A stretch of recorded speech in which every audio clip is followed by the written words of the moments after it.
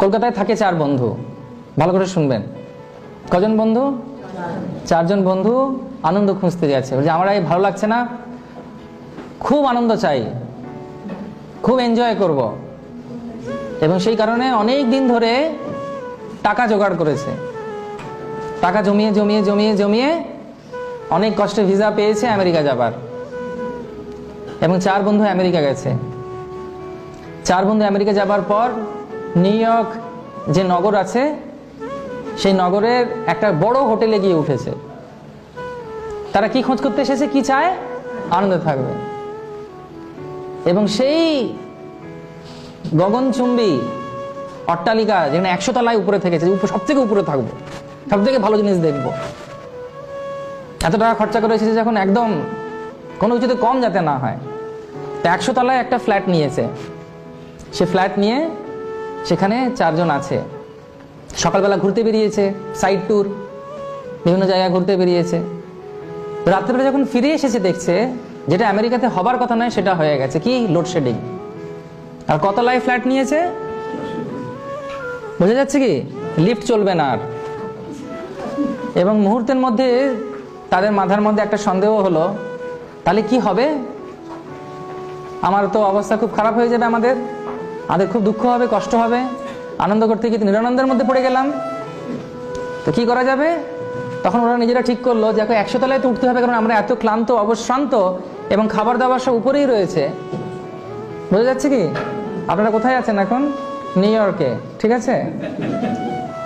দিয়ে আমরা ওখানে তখন গেছে, তখন 4 বন্ধু ঠিক করেছে যে এই যে উপরে ওঠার কষ্টটা চলে যাবে, যদি আমরা আমাদের জীবনের কোনো কষ্ট, সব থেকে যে দুঃখগুলো পেয়েছি, সেগুলো যদি আমরা একে অপরের সঙ্গে আলোচনা করতে করতেই সিঁড়িতে উঠি, বোঝা যাচ্ছে?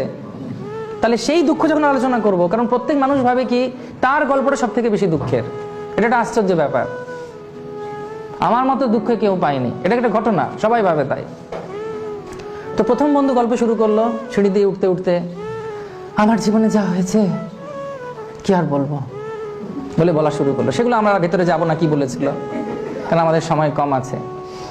এরকম বলতে বলতে বলতে যখন 25 তলায় এসে গেছে, সে আর বলতে পারছে না, চোখে মুখে সব আবেগে একদম জল জমে যাচ্ছে। তখন দ্বিতীয় বন্ধু বলছে, আরে তোর কি দুঃখের কথা, তুই আমারটা শোন, কেঁদেই ফেলবি।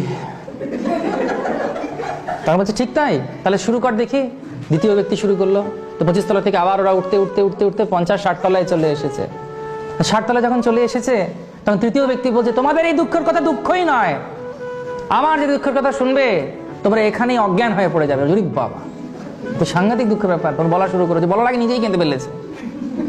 তো কিছুক্ষণ পরে সেও বলা শুরু করে করে করে আস্তে আস্তে যখন একেবারে 90 তলায় পৌঁছে গেছে, 90 তলা কি প্রায় 98 তলায় পৌঁছে গেছে, দিয়ে তখন একেবারে কান্নাকাটির অবস্থা। সবাই বলছে সত্যি সত্যি তোর মধ্যে দুঃখের কথা শুনিনি।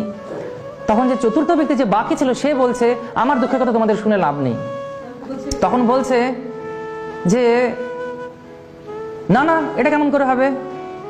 তুমি আমাদের 3 জনের দুঃখ শুনলে, আমাদের সব হাঁড়ির খবর পেলে, তোমারটা না জানলে কেমন করে হবে?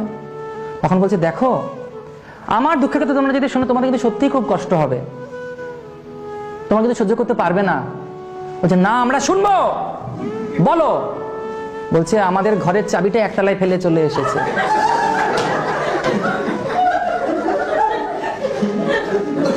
ততক্ষণ আরো 99 তলায় পৌঁছে গেছে,